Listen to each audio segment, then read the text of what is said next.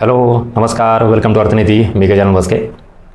आत्ता combine group बी पूर्वपरीक्षा झाली, answer की आली, बऱ्याच जणांनी रिझल्ट काढले. त्यानंतर तुमचे फोन मेसेज भरपूर आहेत की सर आता पुढे काय. काही जणांचा स्कोअर चांगला आहे तर ऑब्व्हियसली मेन्ससाठी ते पॉझिटिव्ह आहेत, तयारी करतायत. सो मेन्सचं गायडन्स ते शोधत आहेत. काही जण बाउंड्रीवर आहेत, त्यामुळे थोडंफार पॉझिटिव्हिटी आहे, खूपच निगेटिव्हिटी नाही आहे. त्यामुळे ते कदाचित मेन्सचा प्रयत्न करतील. आता प्रॉब्लेम अशा विद्यार्थ्यांचा झाला आहे की जे क्लिअर कट कळतं की नाही सो स्कोअर फारच कमी आला. म्हणजे आता आपल्याला लक्षात येतं की आपण या पुढच्या मेन्ससाठी क्वालिफाय होणार नाही आहेत. अशा विद्यार्थ्यांचा एक सगळ्यात मोठा प्रॉब्लेम हा झाला की आता पुढे काय, व्हॉट नेक्स्ट. ना कुठली आत्ता लगेच एक्झाम आहे, ना ॲड आलेली आहे, ना कुठल्या पुढच्या एक्झामच्या डेट्स फिक्स आहेत, नथिंग, काहीच नाही. सो अशा सिच्युएशनमध्ये आपण आत्ताचा रिझल्ट गमावला आहे किंवा फेलर आलं आहे आणि पुढे कुठलीही दिशा क्लिअर नाही आहे. त्यामुळे सगळ्यात मोठा प्रश्न जो आता तुमच्या पुढे पडलेला आहे की पुढे काय करायचं. या सगळ्या गोष्टी व्यवस्थिशीर म्हणजे पुढचा सगळा रोड मॅप आपण या व्हिडिओमध्ये डिस्कस करणार आहोत. त्यामुळे व्हिडिओ शेवटपर्यंत बघा, ठीक आहे. आता ज्यांचा रिझल्ट चांगला आहे, स्कोअर चांगला आहे, तर ऑब्व्हियसली मेन्ससाठी आपण वेगळं गायडन्स घेतलेलं आहे. आपल्याच अर्थनीतीच्या यूट्यूब चॅनलला तुम्ही ते बघू शकता. आता ज्यांना असं वाटतं की सर माझा स्कोअर खूपच बाउंड्रीवर किंवा येत नाही, त्यांनी काय केलं पाहिजे, व्हॉट नेक्स्ट हे तुम्हाला इथून दिसत असेल या एकदा. सो आत्तापर्यंत काय झालं आहे, ज्या वेळेला फेलर आलं आहे कुठल्याही वर्षीचा असू द्या, त्यावेळी आपण काय केलं, पुढची एक्झाम कुठली टार्गेट करायची विचार केलेला आहे. म्हणजेच व्हॉट नेक्स्ट याचं उत्तर काय, तर तुम्हाला 3 ऑप्शन आहेत. पहिला पर्याय येतो राज्यसेवा करायची की कंबाईन करायची. कारण का बरेच विद्यार्थी हे राज्यसेवा करणारे कंबाईनसुद्धा देत आहेत. तर माझा त्यांच्यापुढे प्रश्न हा निर्माण झाला की सर आता काय करू, राज्यसेवा कंटिन्यू करू का कंबाईन कंटिन्यू करू. हा पहिला प्रश्न झाला, ठीक आहे. त्याच्यावर आपण उत्तर बघू. दुसरा, आता काही जणांनी राज्यसेवा निवडली आहे, काही जणांनी कंबाईन निवडली आहे, ठीक आहे. त्यापुढेही त्यांचा प्रश्न आहे की सर आता प्री करू की मेन्स करू. कळतंय का प्रॉब्लेम तुमचे बरोबर आहेत का, मी जे सांगतोय ते मला आवर्जून फीडबॅक कमेंट बॉक्समध्ये मेन्शन करा. हे 2 मुख्य प्रॉब्लेम्स मला आत्ता जाणवले. म्हणजे तुमचे एक्झाम झाल्यानंतर जे फोन आणि कॉल्स आहेत, मेसेज आहेत, त्या सगळ्यांशी मी जेवढं शक्य तेवढं बोलतोय आणि पण प्रत्येकाला पर्सनली बोलणं शक्य नाही. त्यामुळे तुम्ही कॉल करत चला, मेसेज करत चला, मी त्याच्यानुसार कम्युनिकेशन तुम्हाला आपल्या यूट्यूबला देत जाईल. हा सगळ्यात मेजर इश्यू आता सध्या, प्री करायची का मेन्स करायची. त्यातही परत स्कोअर फिक्स बाउंड्रीवर आहे, फिक्स नसल्यामुळं ही प्री करायची का पुढची प्री करायची, ही मेन्स करायची का पुढची मेन्स करायची, असा सगळा गोंधळ आहे. त्याच्यानंतर हा आत्ता जो सांगितलेला प्रकार 2026 वर्षातली जी काही प्री मेन्स असेल ती टार्गेट करायची का डायरेक्टली थेट मग सगळं बाजूला ठेवायचं आणि सर मी 2027ची एक्झाम चांगली तयारी आत्तापासून करू का, अशाही बऱ्याच विद्यार्थ्यांच्या सूचना आहेत किंवा विचारणा आहे त्यांचं. सो एकंदरीत हा झाला प्रॉब्लेम. व्हॉट नेक्स्ट त्याच्यासाठीचे हे सगळे 3 प्रॉब्लेम्स म्हणून आपण त्याला. पण आता एक लक्षात घ्या, आत्तापर्यंत काय की या सगळ्या गोष्टीला तुम्ही कसं सामोरे गेलात. जे जुने विद्यार्थी आहेत ते त्यांना रिलेट होईल. समजा काही विद्यार्थ्यांनी 2020 पासून तयारी सुरू केली. फॉर एक्झाम्पल 2020ला त्यांना अपयश आलं, त्यांनी परत सेम प्रश्न सुद्धा विचारला व्हॉट नेक्स्ट. काय केलं, 2021चं टार्गेट ठेवलं. परत 2021ला अपयश आलं, परत व्हॉट नेक्स्ट 2022, आणि असं करत करत 23, 24, 25 आपण आता 26ला आलेलो आहेत. 25 हे संपलं. मग आता व्हॉट नेक्स्ट म्हणलं की परत काय टार्गेट येणार आहे 2027. बरं 27ला अपयश आलं की परत काय येणार आहे 2028. विचार करा किती वर्ष झाले. म्हणजेच मला तुम्हाला हे सांगायचं आहे की व्हॉट नेक्स्ट याला काही लिमिटेशन नाही किंवा ॲक्च्युली हा मेन प्रॉब्लेमच नाही आहे. कुठली एक्झाम टार्गेट करायची लगेच चला कंबाईन किंवा राज्यसेवा डिसाईड करा, ओके. प्री करायची का मेन्स करा, डिसाईड केला. पण हाच प्रॉब्लेम जर वारंवार होत असेल तर विचार करा 2020 पासून तयारी करणारे विद्यार्थी सतत 5-6 वर्ष झालं, त्यापेक्षा जास्त 8-8, 10-10 वर्ष करणारे सुद्धा विद्यार्थी आहेत. तर व्हॉट नेक्स्ट करत करत करत ते इथपर्यंत आलेत. म्हणजेच प्री झाली की परत मेन्स टार्गेट करा, मेन्स निघाल नाही की परत पुढची टार्गेट करा प्री, परत मेन्स, परत प्री. म्हणजेच 2020, 21, 22, 23, 24, 25 करत करत आपण इथपर्यंत आलो. प्री मेन्स करत करत परत इथपर्यंत आलो. म्हणजेच व्हॉट नेक्स्ट हा ॲक्च्युली आपला प्रॉब्लेम नाही आहे. तर प्रॉब्लेम काय आहे, व्हॉट नेक्स्टच्या ऐवजी why next is the main important problems तुमच्या आत्ताच्या सध्याच्या सिच्युएशनला लागू होतो. आय रिपीट, व्हॉट नेक्स्ट हे निवडणं सोपं आहे. 2026 की 27 लगेच टार्गेट करायची, गायडन्स घ्यायची, पुढे जायचं. पण हेच सगळं आपण मागच्या खूप वर्षापासून जर करत आलो असेल तर हेच चक्र अपयशाचं तुमच्या लाईफमध्ये दिसतंय का. काही जणांचं ह्याच्या आधीपासूनची वर्षी सुरुवात असतील ती तुम्ही तिथं काउंट करा. प्री मेन्स किती जणांनी प्री दिल्यात, किती मेन्स दिलेल्या आहेत, कुठल्या वर्षापासून चालू आहे. म्हणजेच प्रॉब्लेम ॲक्च्युली व्हॉट नेक्स्ट हा फार किरकोळ आहे, हा लगेच सॉल्व्ह करू शकतो. मेन प्रॉब्लेम तुमचा काय, व्हाय नेक्स्ट. आणि मला नाही वाटत कोणी इथपर्यंत पोहोचलेलं आहे. तुम्हाला नेमकं पुढं का जायचं आहे हा स्वतःला प्रश्न विचारण्याची वेळ आलेली आहे. कुठली एक्झाम टार्गेट करायची हे मागच्या खूप वर्षापासून तुम्ही टार्गेट करता आलेला आहे. त्याचं सोल्युशन तुम्ही लगेच शोधला पण पुढे आलात. पण पुढे का जायचंय, मला का आता 2026 किंवा असेल 27 असेल किंवा अजून कुठली प्री असेल, मेन्स असेल किंवा राज्यसेवा असेल, कंबाईन असेल, मला का टार्गेट करायची या उत्तरापर्यंत जाण्याची वेळ आलेली आहे. तुमचा मेन ऑब्जेक्टिव्ह, तुमची मेन जी काही एनर्जी आहे, मोटिवेशन आहे, ते सगळं तुम्ही जे लावताय ते कुठेतरी कमी पडतंय का? तुमचा मेन उद्देश मुळात जो तुम्ही सुरू करण्याच्या अगोदर स्वतःला सांगितला होता तोच कुठेतरी तुम्ही गमावून बसलात का? का सतत पुढे चाललाय, ट्रॅपमध्ये अडकलाय, उगाच दिसली पुढची परीक्षा कर तयारी, दे फेलर, परत पुढची दे फेलर, असंच चाललंय का? आता स्वतःला थांबून थोडा पॉज घ्या आणि एकदा स्वतःला विचारा की मला खरंच पुढे जर जायचं असेल तर कशासाठी पुढे जायचंय? यासाठी पुढे जायचंय का की सेम मिस्टेक्स मला रिपीट करायच्यात? बघा ना, का पुढे जायचंय? आता ह्याचं उत्तर मिळालं ना तुम्हाला. What next? भरपूर एक्झाम आहे, तुम्ही टार्गेट करू शकता कुठली पण, राज्यसेवा, प्री, मेन्स, त्याच्यानुसार. पण ऍक्च्युअली आपल्याला उत्तर कशा शोधायचंय? व्हाय नेक्स्ट. मग का पुढे जायचंय आपल्याला? का कंटिन्यू करायची एमपीएससी? मग ती राज्यसेवा असू द्या, कंबाईन असू द्या, पुढची एक्झाम मला का द्यायची? का अभ्यास कंटिन्यू करायचा? त्याचं उत्तर हे. सेम मिस्टेक जे मागच्या खूप वर्षापासून करत आलोय त्याच रिपीट करायचे का चुका आपल्या? प्री मेन्सचा एक्सपिरियन्सच घेत बसायचा का? तुमच्यापैकी किती जण विद्यार्थी असतात खरंच सांगा, किती मेन्स दिल्यात आणि किती प्री दिल्यात आणि किती एक्सपिरियन्स आहे तुम्हाला? आणि मग परत तोच एक्सपिरियन्स अजून वाढवायचा का तुम्हाला? यासाठी पुढे कंटिन्यू करायची का एमपीएससी? आणि अजून एक, का फक्त स्टडी करायचा अभ्यास? आता किती विद्यार्थी बघा ना, तुमचा अभ्यास खूप जास्त झाला आहे, म्हणजे लिटरली ते आता एक्सपर्ट होण्याच्या मार्गावर आहेत, तज्ज्ञ, पूर्ण त्या विषयामध्ये एवढा अभ्यास केलेला आहे खूप वर्षापासून, प्री मेन्स देऊन एक सोर्स नाही 2 वाचलेले आहेत, एका विषयाला 3 सोर्स वाचलेले आहेत सगळं, म्हणजे आता ते एक्सपर्ट तज्ज्ञ होण्याच्या मार्गावर आहेत. मग आपल्याला परत एक्सपर्ट ही तज्ज्ञ पदवी मिळवण्यासाठी आपण अभ्यास कंटिन्यू करणार आहेत का? ह्या कुठल्याही गोष्टी आपल्याला करायच्या नाहीत, यासाठी पुढे कंटिन्यू अभ्यास करायचा नाही. बरोबर? आपल्याला पोस्ट मिळवायची आणि पोस्ट मिळवायची असेल तर आता एक मोठी संधी आहे स्वतःला प्रश्न विचारून पुढे का जायचंय मला. आणि जर उत्तर सकारात्मक येत असेल तर मात्र most important factor self evaluation. मी वारंवार सांगतोय, आपल्याला अर्थनीती पॅटर्न तुम्ही किती जण फॉलो करताय आणि कधीपासून फॉलो करताय डोंट नो, पण वास्तव रिअलिटी ज्याला म्हणतो ना ती आपल्याला या प्लॅटफॉर्मवर पाहायला मिळते. आपला प्रॉब्लेम काय झालाय, आत्तापर्यंत सतत परीक्षा देत राहिलो. बघा ना तुम्ही इथं काय 20, 21, 22 सतत, पण काय एखादे फेलियर आल्यानंतर जरा थोडं थांबून सेल्फ इव्हॅल्युएशन केलंय का?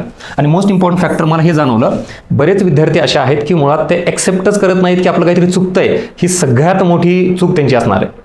आणि तुम्हाला इथून पुढे जर यश मिळवायचं असेल येणाऱ्या पुढच्या परीक्षेमध्ये तर सगळ्यात मोठी अचिव्हमेंट काय असेल माहिती का? एक्सेप्टन्स.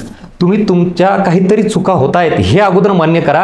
अर्ध सक्सेस तुमचं इथंच मिळतं. फॉर युअर काइंड इन्फॉर्मेशन, महाराष्ट्रातील बरेच विद्यार्थी असे आहेत त्यांना नेमकी आपली काहीतरी चूक होतीये हेच माहीत नाहीये. वर्षानुवर्ष फक्त अभ्यास करतायत, चाललंय कंटिन्युएशनमध्ये सगळं चाललंय आणि अपयश. मग सर मी तर एफर्ट्स खूप घेतोय, अभ्यास खूप करतोय, सो मग तेच इव्हॅल्युएशन तर करणं. स्वतःचं स्वमूल्यांकन ज्याला आपण म्हणतो, कुठं चुकतंय, काय चुकतंय, कुठल्या विषयात प्रॉब्लेम येतोय, एफर्ट्स तर खूप घेतोय सर पण काय अभ्यासच रिझल्टच येत नाहीये, तर मग तेच सेल्फ इव्हॅल्युएशन. म्हणजेच आधी स्वतःला ॲक्सेप्ट करावं लागेल की माझं काहीतरी चुकतं, देन आफ्टरच आपण त्याला काहीतरी दुरुस्त करू शकतो. मी नेहमी म्हणतो डॅमेज कंट्रोल करणे. आता डॅमेज किती झाले आणि कुठं झाले हे तर फाइंड आउट करावं लागलं अगोदर, त्याच्यानंतरच आपण त्याला उपाययोजना करून कमी करू शकतो ना. पण नाही, आपल्याला फक्त उपाययोजना करायच्यात, कुठं चूक झाली इव्हॅल्युएशनच करायचं नाहीये, त्यामुळे प्रॉपर सोल्युशन मिळणार नाही. तुम्ही डॉक्टरकडे पण ज्यावेळेला गेलात ना तर डॉक्टर अगोदर सिम्पटम विचारतो, रूट कॉज शोधतो डॉक्टर त्या डिसीजचा, त्या रोगाचा, तुम्हाला नेमका काय झाला आजार, त्याचा रूट कॉज शोधून तो ट्रीटमेंट करतो. पण त्याला सांगावं लागतं का नाही? सेम तसंच आपल्या इथेही सेल्फ इव्हॅल्युएशन करून व्यवस्थित रूट कॉज शोधावा लागेल. नेमका तुमचा प्रॉब्लेम कुठे येतोय, कुठल्या विषयामध्ये येतोय, अभ्यासात येतोय का ॲप्लिकेशनमध्ये येतोय का अंडरस्टँडिंगमध्ये येतोय, व्हॉट एव्हर जे काय असेल, परत सोल्युशन त्याला बेस्ट इव्हॅल्युएशन. म्हणजेच आता मला तुम्हाला काय सांगायचंय, इकडं आपण जे 2 प्रश्न विचारले होते, व्हॉट नेक्स्ट ह्याचं उत्तर शोधणं सोपं आहे. तुमच्या आत्तापर्यंतच्या अभ्यासानुसार तुम्ही राज्यसेवा करायची का कंबाईन करायची, प्री करायची का मेन्स करायची, इझिली निवडू शकता. ॲक्च्युली प्रॉब्लेम काय, व्हाय नेक्स्ट याचं उत्तर मी शोधायचा प्रयत्न करतोय. आणि व्हाय नेक्स्टमध्ये पहिली स्टेप तुमची काय आहे? So self evaluation. इथून पुढे जर पुढे कंटिन्यू करणार असाल तर सेल्फ इव्हॅल्युएशन करा. Next, proper guidance. लक्षात घ्या, आता तुम्ही गायडन्सच्या नावाखाली प्रचंड मोठ्या प्रमाणात मोटिवेशन घेताय फक्त. बऱ्याच तुम्ही विद्यार्थ्यांमध्ये मला असं जाणवलं की जे काही तुम्ही यूट्यूबला किंवा कुठल्याही इन्स्टिट्यूटला जॉईन होता, काही करता, तुम्ही मोटिवेशन शोधता. म्हणजे सर मला बूस्ट करा, मला अजून आत्मविश्वास, ताकद आली पाहिजे, प्रचंड एनर्जी, ऊर्जा आली पाहिजे. अरे त्याच्याऐवजी प्रचंड चांगला ताकदीचा कंटेंट घे, ज्याला आपण डिमांड ऑफ द एक्झाम म्हणतो. हे न घेता तुम्ही मोटिवेशनकडे जास्त जाताय. मोटिवेशन गरजेचं आहे का? आता यस, अरे पण सतत मोटिवेशन घेऊन रिझल्ट नाही येत. मी तुम्हाला उगाच बिनाकामी पुश करतो, आत्मविश्वास, जिद्द, चिकाटी, तुझ्यात ताकद आहे, तू करू शकतो, तुझ्यात क्षमता आहे, तू नक्की क्लासहून होणार आहे. अरे पण तुला मी कंटेंटच देत नाही काय, म्हणजे एक्झामची डिमांडच सांगत नाहीये, इकॉनॉमिक्सचा प्रॉपर कन्सेप्ट क्लिअर करून देत नाही तुला, आणि तू कसा पास होणार आहेस? फक्त मोटिवेशनच्या आधारावर नाही पास होता येत, हे आत्ता वास्तव मुलांना कळायला लागले. त्यामुळे गायडन्स बाबतीत जरा नीट व्यवस्थित जिथं तुम्हाला डिमांड ऑफ द एक्झाम सांगितली जाईल त्या ठिकाणी तुम्ही जास्तीत जास्त जा. मग कुठलंही असं काही नाही की मीच सांगतोय म्हणून मीच इथं शहाणा आहे. कुठल्याही इन्स्टिट्यूटला जा, सगळे चांगल्या पद्धतीने गाईड करतात. पण सगळ्यात मोठा पॉईंट मोटिवेशनच्या अँगलनी जर असेल तर मात्र तुम्ही कुठेतरी चुकताय. त्यामुळं सेल्फ इव्हॅल्युएशनमध्ये स्वतःच्या काही चुका आहेत त्या मान्य करा. देन आफ्टर प्रॉपर गायडन्स घ्या. आणि most important demand of the exam न कळाल्यामुळं तुम्ही विद्यार्थी एफर्ट्स खूप घेत आहेत. म्हणजे आता हा जो प्रकार आहे इकडचा मी जे सांगितला, इथून इथपर्यंत जुने विद्यार्थी अभ्यास करणारे, खूप प्रामाणिक अभ्यास करणारे हे विद्यार्थी आहेत, एफर्ट्स घेणारे, सिरियसली सगळा त्याग करून खूप चांगल्या पद्धतीने अभ्यास त्यांनी केलेले, एफर्ट्स घेतलेले. पण ऍक्च्युली त्यांचा प्रॉब्लेम काय झाला मग त्या सिरियस विद्यार्थ्याचा, तुम्ही डिमांड ऑफ द एक्झामच नीट समजून घेतली नाही, त्यामुळे तुम्हाला फेलियर यायला लागले. तुम्ही फार कमी मार्कांनी चाललायत, काही जण पॉईंटनी चाललायत. ह्याचा अर्थ तुमचे एफर्ट्स कमी आहेत का? नाही. तुम्ही सिरियस आहात, सगळं मान्य आहे. पण विषय येतो परत ती कुठेतरी थोडी मिसिंग लिंक आहे ना तुमच्या अभ्यासातली आणि परीक्षेच्या डिमांडची, ती आधी फुलफिलमेंट करा. देन तुम्हाला लगेच रिझल्ट दिसून येईल. येतं का लक्षात? इथंपर्यंत मी जे सांगितलं ते पटलं का? आणि थोडं तरी समाधान वाटलं का की ॲक्च्युली सर यस मला ह्याच गोष्टींची गरज होती. म्हणजे व्हॉट नेक्स्ट याच्यापेक्षा व्हाय नेक्स्ट इज व्हेरी इम्पॉर्टंट. आणि या इथपर्यंतच्या कंटेंटला नक्की आवडला असेल तुमचे फीडबॅक मेन्शन करा. मी वारंवार का सांगतो, तुमच्या ज्या काही मला कमेंट्स कम्युनिकेशन मेसेज येतात त्याच्या अंतर्गतच मग मी तुमचे काय प्रॉब्लेम्स आहेत ते फाइंड आउट करून तुमच्यापर्यंत सोल्युशन पोहोचायचा प्रयत्न करतो. आपल्याकडे फक्त प्रॉब्लेमच फाइंड आउट केले जात नाहीत, त्याच्यासोबत सोल्युशन पण देतो मी. त्यामुळे व्हिडिओला लाईक करा, आपलं यूट्यूब चॅनल सबस्क्राईब करा. कारण अशाच पद्धतीनं इतरही काही गोष्टी आहेत ज्याला आपण कोर सब्जेक्टच्या पलीकडे म्हणतो, ज्या विद्यार्थ्यांना लागत आहेत त्याही आपल्या प्लॅटफॉर्मवर दिल्या जातील. त्यामुळे यूट्यूब चॅनल असेल, टेलिग्राम चॅनल असेल, सबस्क्राईब करा, लाईक करा आणि तुमचे फीडबॅक मेन्शन करा. हा इथपर्यंतचा प्रॉब्लेम तुम्हाला कळाला, सेल्फ इव्हॅल्युएशन आणि या 3 गोष्टी. पुढे जाऊयात. आता अजून एक प्रॉब्लेम काय मुलांचा, मी म्हणलं ना, जे सिरियस आहेत, खूप एफर्ट्स घेत आहेत, प्रामाणिकपणे अभ्यास करतायत, असे खूप विद्यार्थी माझ्या बघण्यातले आहेत. त्यांचा इश्यू काय झाला आहे, क्लोज माइंडसेटमध्ये आहेत ते. म्हणजेच ते जुने आहेत, त्यांना सगळं येतं, खूप एक्सपिरियन्स आहे, याच्यामुळे ते काय झालं, गायडन्सच घेत नाहीत.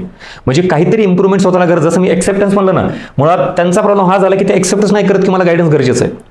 किंवा कदाचित त्यांना असे वाटत असेल की सर आता खूप वर्ष झालं मी करतोय, मग कशाला गायडन्स घेऊ, किंवा भीती वाटते कोणासमोर जायला की आपण फेलियर्स आहोत, मग सर काही म्हणले तर. लक्षात घ्या, तुम्हाला इन एनी हो आता कोणाचं तरी गायडन्स घेऊन, भलेही मी म्हणलं ना की असं नाही की तुम्ही बॅचेस घेतली पाहिजे, अरे पण भेटा, बोला कोणाशी तरी.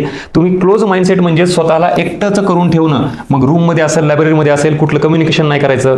मी याचा आता असं म्हणत नाही की फ्रेंड सर्कल वाढवा, एक्झॅक्टली प्रॉपर गाईड करणारे जे व्यक्ती आहेत ना त्यांच्या कॉन्टॅक्टमध्ये जा, त्याच्याशिवाय तुम्हाला कळणार नाही. म्हणजे सेल्फ इम्प्रूव्हमेंटसाठी तुम्ही कुठलेही एफर्ट्स घेत नाहीत, हा मला प्रॉब्लेम वाटला. बघा, व्हाय नेक्स्ट म्हणजे पुढे का जायचंय, तर त्या जाण्याच्या अगोदर स्वतःमध्ये हे बदल करणं अपेक्षित आहे. हे बदल करणार असाल तरच पुढे जाण्यात अर्थ आहे, नाही तर परत त्या चुका रिपीट होतील आणि मग 2026चं टार्गेट 27 होईल, 27, 28 आणि कधी कधी 29, 30 पर्यंत जाल, तुम्हाला कळणार सुद्धा नाही. अशा जुन्या विद्यार्थ्यांना झालंय. म्हणून 8 वर्ष, 10 वर्ष, 12 वर्ष सुद्धा आहेत विद्यार्थ्यांना लागलेले आहेत. हे भयानक अवस्था आहे सगळी. आणि मला कुठंतरी ते जाणवलं की बाबा नको आता, म्हणजे ह्या विद्यार्थ्यांना जे भोगावं लागलं ते येणाऱ्या विद्यार्थ्यांनी ते परत अपयश पचवू नये, त्यासाठी तुम्हाला शहाणं करतोय. म्हणून इथं जास्तीत जास्त तुम्ही ओपन माइंडेड ठेवा, जिथं जिथं गायडन्स आहे तिथं घ्या. सेल्फ इम्प्रूव्हमेंटसाठी जास्तीत जास्त एफर्ट्स घ्या. तुम्ही एफर्ट्स काय करताय, नुसता कंटेंट. बघा ना, तुम्ही जुन्या विद्यार्थ्यांचा प्रॉब्लेम काय झालाय, सतत वाचन, हे पुस्तक नाही ते नाही ते, म्हणजे PhD करायचीच लेवल आली त्यांची. आता म्हणलं तुम्हाला एक्सपर्ट म्हणून दर्जा देण्याचीच वेळ आली त्यांना आता. पण काय झालंय, नॉलेजपेक्षा माझं म्हणणं आहे तुमच्याकडे खूप नॉलेज आहे, आता ते नॉलेज ऍप्लिकेशन कसं करायचं बघा. तुमच्यात नेमकी इम्प्रूव्हमेंट काय, तर कंटेंटची नाही, कुठंतरी तुम्हाला आयोगाची डिमांड लक्षात येत नाही, ती इम्प्रूव्हमेंट करा. त्यामुळे हा दुसरा पॉईंट. आणि कंटिन्युटी, बऱ्याच जणांचा काय झालंय, अभ्यास खूप झालाय पण मध्ये मध्ये गॅप करतायत.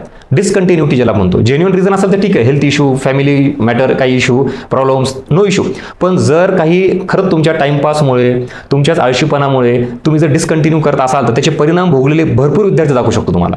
त्यांनी क्लिअर मान्य करतात की नाही सर थोडा हलगर्जीपणा झाला, थोडं रिलॅक्स राहिलो, कुठल्याही कारणाने का असणार. अरे पण मग स्टडीमध्ये डिस्कंटिन्युटी आली की लिंक तुटते, लिंक तुटली की ॲव्हरेज मार्क येतात. म्हणजे तुम्ही कट ऑफच्या जवळ जाता पण काही मार्कांनी, काही पॉईंटने तुमचा रिझल्ट जातो. किती मोठी चूक भोगली. त्याच्यानंतर गायडन्समध्ये पण कंटिन्युटी नाही आहे. म्हणजे जेव्हा असं तीव्रता असते एकदम अपयशाची, सर सगळं हरल्यासारखं वाटतं, काहीच नाही, तेव्हा गायडन्स घेतो आपण, बरोबर. पण ते गायडन्स घेतल्यानंतर पुन्हा 2 महिने 6 महिने गायब. मग तुम्ही काय करताय, कसं करताय, काही नाही, इम्प्रूव्हमेंट चालू आहे का, नथिंग. म्हणजेच continuity in the study and continuity in the guidance is very important. तुम्ही बघा, मोठे मोठे जे काही प्लेयर आहेत जगातले कुठले, की त्यांना जे कोच वगैरे काय असतात ना, सतत कंटिन्यू टचमध्ये असतात. आपली MPSC UPSC फील्ड अशी आहे, इव्हन तुम्ही 11वी 12वीचं पण उदाहरण घ्या, सतत त्यांच्यामध्ये तर ते काउन्सलर वगैरे तोही प्रकार आहे. म्हणजे मेन टीचिंग सब्जेक्टची तो क्लास वेगळा, काउन्सलर वेगळा, म्हणजे पूर्ण टीमच लावलेली असते आईवडिलांनी त्या मुलांसाठी सगळं हे करण्यासाठी परीक्षा पास होईपर्यंत. आपल्या इथं आईवडिलांनी मदत करू नये, मुलगा काय करतोय, गायडन्स घ्यायला स्वतः जात नाही, पैसे भरतोय पण स्वतः गायडन्स घेत नाही. असे आहेत का? परत सांगतो, तुम्हाला हा कंटेंट रिलेट होत असेल तर मला फीडबॅकमध्ये मेन्शन करा, येस सर असं होतंय. तुमच्यापैकी किती विद्यार्थी आहेत, क्लास लावलेला आहे, फीस भरलेली आहे, बॅचची टेस्ट सिरीजची कुठली आहे, पण नुसतंच मग करायचं का दुरून करायचं, ऑनलाईन करायचं? ठीक आहे ना, ऑनलाईन करा, पण येऊन भेटा तरी, ॲटलीस्ट पुण्यात असणाऱ्यांतरी भेटा. जे पुण्याच्या बाहेर आहेत त्यांचा नाईविलाज आहे, ते फोनवर कॉन्टॅक्ट करा. पण नाही, आपलं काय, पैसे भरायचे आणि निवांत राहायचं, हे एक सगळ्यात महत्त्वाचं आहे. गायडन्स घेणं याचा अर्थ तुम्ही किमान, माझं म्हणणं आहे की रिझल्ट येईपर्यंत ते टचमध्ये राहा, नंतर नका राहू. म्हणजे पुन्हा विचारू पण नका, काय नका, तुम्ही तुमचा हेतू साध्य करा पुढे जा. क्रेडिट पण देऊ नका वाटलं तर, पण तुमचा हेतू साध्य करा. ज्या वेळेला तुम्ही एखाद्या इन्स्टिट्यूटला कुठल्याही प्लॅटफॉर्मला जॉईन होता त्यांच्या टचमध्ये राहा. कारण बाकी आता आम्हाला तर काम भरपूर असतं, तुम्ही स्वतःहून या, भेटा, बोला, तर तुम्हाला तिथं इम्प्रूव्हमेंट दिसेल. आणि एक्झिक्युशन, आता एक्झिक्युशन म्हणजे तेच की तुम्ही फक्त ऐकता, सगळं इम्प्लिमेंट काहीच करत नाहीत. आणि तुम्हाला इम्प्लिमेंट करायला कोणी मागे पण लागणार नाही. आता आपण एवढे मोठे झालोत, लहान मुलं नाही आहेत ना 10वी 12वीचे की सतत आईवडील मागे लागायला. आपण एवढे मॅच्युअर झालोत, ग्रॅज्युएट आहेत, कोणी पोस्ट ग्रॅज्युएट आहेत, प्रॉपर डिग्री घेतलेली आहेत आपण, तर आपल्याला दिलेला प्लॅन हा एक्झिक्यूट करता आला पाहिजे. आणि ते एक्झिक्युशनसाठी सतत येऊन भेटा, बोला की सर काय चुकते काय नाही. 4-4, 6-6 महिने असं गायब राहून पुन्हा गरज पडली की गायडन्स घ्यायचं 6 महिन्यांनी, आणि पुन्हा तेच पहिले पाडे 55 म्हणतो आपण त्याला, होतंय का असं? ह्या सगळ्यात मेन इश्यू मला जाणवलं विद्यार्थ्यांमध्ये. त्यामुळे जुने असाल तर ही सुधारा, आणि नवीन असाल तर तुम्ही ही चुका करू नका. आता तुम्हाला उत्तर मिळालं का? व्हॉट नेक्स्ट याच्यापेक्षा व्हाय नेक्स्ट, आणि व्हाय नेक्स्ट याचं जर उत्तर शोधायचं असेल तर एवढ्या सगळ्या गोष्टी बदल तुम्हाला करावा लागतील. चला इथं आता जे विद्यार्थी अभ्यासू आहेत, टॅलेंटेड आहेत, बघा ना, खूप त्यांचा प्रॉब्लेम काय, अनहेल्दी हॅबिट्स. नुसतं हुशार असून चालत नाही, अभ्यास असून चालत नाही, सोशल मीडिया किंवा मूवी बघणं, काय वेगवेगळ्या सिरियल बघणं, किंवा सिरीज ज्याला आपण म्हणतो वेगवेगळ्या प्लॅटफॉर्मवरचे OTT प्लॅटफॉर्म जे आहेत ते, किंवा क्रिकेट, IPL, वर्ल्ड कप, किंवा पॉलिटिकल डिबेट, असे भरपूर सांगू शकतो तुम्हाला, भरपूर उदाहरणं. हे अनहेल्दी हॅबिट म्हणतो. टाइमपास करणे, रिलॅक्स राहणे, ठीक आहे. म्हणजे तुम्ही नुसता अभ्यास करून आणि हुशार असून चालत नाहीत. तुमचा अभ्यास आणि हुशारी हे अशी लीक होते, आणि मग काय होतं तुम्हाला, सर एफर्ट्स खूप घेतलं, हुशार खूप मी, मला सगळं सांगता येतं, अरे पण हे लिकेजेस आहेत ना, मध्ये मध्ये तुम्ही गॅप करताय, किंवा काय नको ते डोक्यामध्ये स्टफ घेताय. करंट अफेअर्सच्या नावाखाली आपण नको ती इन्फॉर्मेशन घेतो. जसं मी मागे सांगितलं, आंतरराष्ट्रीय व्यापार हा जो टॉपिक आपला इकॉनॉमिक्सला, परकीय व्यापार ज्याला म्हणतो आपण, त्याचा अभ्यास करण्याच्या नादामध्ये इस्रायल, इराण, अमेरिकेचा एवढा अभ्यास केला आहे की कोणता देश काय करतं, कशी पॉलिसी आहे याचा अभ्यास करून टाकला. नको ते डिबेट बघून घेतलेले आहेत. काय गरज आहे आपल्याला, एक्झामला काय येतं ते महत्त्वाचं आहे. त्यात तुम्ही कंबाईन करता का राज्यसेवा करता, याच्यानुसार व्हेरी करतं सगळं. अशा काही गोष्टी ज्या आहेत त्या लक्षात येत नाहीत तुमच्या लिकेजेस तुम्हाला, आणि म्हणून तुमचे एफर्ट्स हे परीक्षेमध्ये रिफ्लेक्ट होताना दिसत नाहीत. आणि हे लिकेजेस शोधण्यासाठीच तुम्ही गायडन्स घ्या, भेटा, बोला. म्हणजे मी ऑफिसचा नंबर तुम्हाला दिला आहे, किंवा आपलं नारायणपेठ पोलीस चौकीचं ऑफिस आहे, आवर्जून या. तुम्हाला इथून पुढची दिशा जर ठरवायची असेल तर 1 to 1 कम्युनिकेशन करू आपण, आणि ठरवू तुमचा नेमका प्रॉब्लेम काय आणि त्यात दुरुस्त काय करता येतात. त्यामुळे आवर्जून भेटा किंवा बोला, फोन करा, पुण्यात नसाल तर, काय जे असेल. पण हीच वेळ आहे इव्हॅल्युएशन करून पुढे जाण्याची. तसंच जर पुढे गेलात तर मग सेम रिपीट होतं. ही एक्झाम, पुढची एक्झाम, ही प्री, ती प्री, मेन्स, मग 26, 27, 28 असा आकडा वाढत जातो. पण त्याच्या जाण्याच्या अगोदर आता हा मोठा चान्स आहे तुम्हाला. काही विद्यार्थी असे, त्यात विशेषतः नवीन विद्यार्थी, की त्यांना असं वाटतं की भरपूर टाईम आहे आपल्याकडे, रिलॅक्स, आत्ता तर MPSC सुरू केलेली आहे मी, बघू अजून परीक्षाही नाही, पुढं कुठली एक्झाम नाही आहे, डेट डिक्लेअर नाही आहे, नोटिफिकेशन आलेलं नाही, काहीच नाही, त्यामुळे बघू नंतर जेव्हा नोटिफिकेशन येईल तेव्हा आपण सुरू करू. ही एक फार मोठी मिस्टेक आहे. एकंदरीतच तुम्हाला विद्यार्थी म्हणून आत्तापर्यंत जुन्या विद्यार्थ्यांनी काय चुका केल्यात ते एक लक्षात आलं. नवीन विद्यार्थी सुरुवातीच्या दशेत जर रिलॅक्स राहिला तर लक्षात घ्या, पुन्हा सेम तुम्ही जुन्या विद्यार्थ्यांच्याच कॅटेगरीमध्ये जाणार आहात. म्हणजेच पहिलं वर्ष जे असतं ते ताकदीनं अभ्यासाला द्यायचं. मग आता जुने असाल, नवीन असाल, एक सुरुवात चांगली करा. जर तुम्हाला आत्तापर्यंत फेलियर आला असेल तर त्या फेलियरला असं ओझं म्हणून घ्यायचं का, एक एक त्याच्या स्टेप बनून तुम्ही पुढे जायचं, हे तुम्ही ठरवा. आणि त्यासाठी सगळ्यात महत्त्वाचं काय, मोस्ट डिफिकल्ट क्लिनिंग ही आधी आपला माइंडसेट, आपल्या डोक्यामधला जो ग्लिच आहे का तो काढा. ही सगळ्यात अवघड क्लिनिंग आहे. कारण आपण दुसऱ्यांना, इतरांना उपदेश फार चांगला देतो बघा, बरोबर आहे का. दुसऱ्यांच्या आयुष्यातले प्रॉब्लेम फार चांगल्या पद्धतीने सॉल्व्ह करता येतात. दुसऱ्यांना खूप चांगलं गायडन्स करता येतं, दुसऱ्यांना खूप चांगल्या पद्धतीने पॉझिटिव्ह करता येतं. पण स्वतःच्या आयुष्याची वेळ आली, स्वतःचा निर्णय घ्यायचा म्हणलं की मग निगेटिव्हिटी, कन्फ्युजन, त्याच रिपीटेड चुका, आणि परत तेच फेलियर, यस ऑर नो. मग आता जरा थोडं दुसऱ्यांच्या लाईफमध्ये काय चाललंय, कशा सुधारणा करायच्यात बाजूला ठेवा, स्वतःच्या लाईफमध्ये काय चाललंय, सुधारणा करायच्यात हे इम्पॉर्टंट आहे. आणि त्यासाठी तुम्हाला हे सगळं आत्ता सांगितलेलं लेक्चर आहे.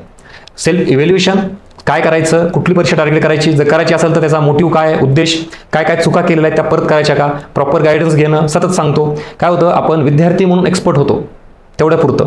तुम्ही कसं असता, 4 भिंतीत त्या लायब्ररीमध्ये रूममध्येच अभ्यास करता, जग अजून माहिती नाही, काय चुकतं स्वतःच्या गोष्टी लक्षात येत नाहीत. आणि त्या लक्षात आणून देणाऱ्या व्यक्तीसोबत तुम्ही जास्तीत जास्त टचमध्ये राहा. ते पण पॉझिटिव्हली आणून दिलं पाहिजे त्यांना. उगाच तुम्हाला दोष देणं, तुम्ही हे केलं म्हणजे डिस्ट्रक्टिव्ह नको, कन्स्ट्रक्टिव्ह क्रिटिसिझम जो प्रकार आहे ना तो जास्त महत्त्वाचा आहे. त्यामुळे इथून पुढं काय करायचंय यासाठी सगळा रोड मॅप तुम्हाला दिला, जो आपण इथून सुरुवात केला होता. आठवत आहे का? हे तुमच्या डोक्यातले प्रश्न आणि मग हे कुठली एक्झाम टार्गेट करायची काय, यासाठी परत सेपरेट व्हिडिओ बनवला आहे मी. व्हॉट नेक्स्ट हे तर गरजेचंच आहे, पण त्यासोबत काय महत्त्वाचं आहे, व्हाय नेक्स्ट. आणि व्हाय नेक्स्टसाठी आपण काय काय बघितलं की तुम्हाला ह्याच गोष्टी रिपीट करायच्या असेल तर तुम्ही त्याच करणार आणि पुन्हा अपयश येणार. पण त्याऐवजी आता पुढे का जायचं यासाठी अगोदर सेल्फ इव्हॅल्युएशन करा, काय चुकतं हे एक्सेप्ट करा, आणि मी सांगितल्याप्रमाणे मोटिवेशनच्या मागे जाण्यापेक्षा प्रॉपर गायडन्स घ्या. ॲक्च्युअल कंटेंट काय लागतो परीक्षेला, प्री मेन्स सब्जेक्ट वाईज काय लागतं, सोर्स काय वापरायचे, जेणेकरून परीक्षेत आउटपुट मिळालं पाहिजे. उगाच मी समाधानी आहे, मला फार चांगलं समजलं, मला खूप चांगली इन्फॉर्मेशन मिळाली, पण परीक्षेला काहीच कामाला नाही आली, असंही करू नका. हा एक पॉईंट. त्याच्यानंतर इथं क्लोज माइंडसेट असेल, आपलंच राहणं लायब्ररीत, रूमवर, कोणाशी न बोलणं किंवा गायडन्स न घेणं, आणि सगळ्यात महत्त्वाचं आपण ज्याला म्हणतो ना न्यूनगंड बाळणं. आता काही वर्ष झाले असल्यामुळे, अपयश आल्यामुळे कोणाला भेटावं वाटत नाही, बोलावं वाटत नाही, किंवा उगाच स्वतःला असं गिल्टी फील व्हायला लागतं की सर मग कसं जाऊ, गायडन्स घेऊ, मी खूप वर्ष झालं. पण ह्याच्यामुळे तुम्ही अजून 1 वर्ष वाया घालणार आहेत. हे किती घातक आहे. त्याच्याऐवजी चांगलं आहे ना की आता मान्य करा, ठीक आहे ना, चुका झाल्यात, काय झाल्यात, पण आता इथून पुढे दुरुस्त करण्यासाठी काय करता येईल त्यासाठी प्रयत्न करा. हा एक पॉईंट. आणि मोस्ट इम्पॉर्टंट, अनहेल्दी हॅबिट्स ज्या स्वतःच्या असतात त्या लक्षात येत नाहीत त्या फाइंड आउट करा. So this is all about today's content. What next याच्यापेक्षा व्हाय नेक्स्ट. हा व्हिडिओ कसा वाटला, कंटेंट याबाबतचे फीडबॅक नक्की मेन्शन करा, लाईक करा व्हिडिओला, आणि आपलं यूट्यूब चॅनल सबस्क्राईब करून ठेवा. काय होतं, या सगळ्या कंटेंटच्या मायाजालमध्ये म्हणजे प्रचंड कंटेंट ऑनलाईनचा, यूट्यूबला, सगळीकडे, याच्यामध्ये एक्झॅक्टली काय कन्झ्युम करायचं आणि आपल्याला पुढे जाण्यासाठी नेमका कुठला व्हिडिओ दिशा देईल हेच विद्यार्थ्यांना माहीत नाही आहे. त्यामुळे आवर्जून तुमच्या फ्रेंड सर्कलमध्ये जे द्विधा मनस्थितीमध्ये आहेत किंवा पुढे काय करायचं हेच त्यांना उत्तर सापडत नाही, त्यांच्यापर्यंत व्हिडिओ नक्की पोहोचवा. आपण नको तो कंटेंट, नको त्या रील मित्रांना शेअर करतो, ग्रुपमध्ये टाकतो, पण चांगला कंटेंट मात्र तसाच राहतो. त्यामुळे आवर्जून आपल्या फ्रेंड सर्कलमध्ये व्हॉट नेक्स्टच्या ऐवजी व्हाय नेक्स्ट ह्या गोष्टीचं उत्तर शोधण्यासाठी सगळ्यांना मदत होईल. त्यामुळे सगळ्यांना शेअर करा, लाईक, सबस्क्राईब आणि कमेंट तुमच्या मेन्शन करा. अजूनही काही इश्यू असतील तर मला तेही तुमच्या कमेंटमध्ये मेन्शन करा, मी त्याच्यावर नक्की व्हिडिओ बनवेल. काय होईल, सब्जेक्टच्या पलीकडे म्हणजे सब्जेक्टबद्दल गायडन्स सगळीकडे आहे, पण ॲक्च्युली नेमका विद्यार्थी कुठे चुकतोय, काय प्रॉब्लेम्स येत आहेत यासाठी मी प्रयत्न करतोय. तुम्हाला ते मी टेलिग्रामला हे पण टाकलं बघा, या एक्झाममध्ये काय काय चुका झाल्यात या मला तुम्ही मेसेज करा म्हणून सांगितलंय. आलेत बऱ्याच जणांचे फीडबॅक आलेले आहेत, त्यानुसार तो वेगळा व्हिडिओ असेल की ॲक्च्युली एक्झाम हॉलमध्ये आपण कुठे चुकतोय, अभ्यासाची दिशा काय आहे, आणि पुढे एक अजून लेक्चर असं टाकलेलं आहे मी की ओव्हरऑल रोड मॅपच पूर्ण, म्हणजे इथून पुढे कुठल्या परीक्षा आहेत टार्गेट केल्या पाहिजेत, 6 महिन्याचा कसा शेड्यूल असला पाहिजे, काही विद्यार्थी नवीन आहेत 1 वर्षाचा कसा असला पाहिजे, या सगळ्याबाबतचं गायडन्स आपल्या यूट्यूबला अवेलेबल आहे.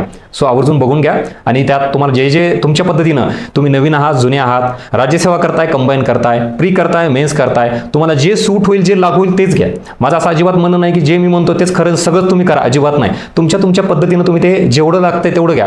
समजा मी 10 पॉईंट सांगितले, 10 पैकी लिटरली तुम्हाला वाटलं सर 8 काय कामाचे नाही माझ्या, द्या सोडून, फक्त 1-2च लागू होत आहेत तेवढेच घ्या, दॅट्स इट. तुम्ही पुढे जा, इम्प्रूव्हमेंट करा, हा मेन उद्देश आहे माझा, बाकी काही नाही. चलो, सो थँक्यू सो मच. भेटूया पुढच्या एका नवीन व्हिडिओमध्ये. थँक्यू.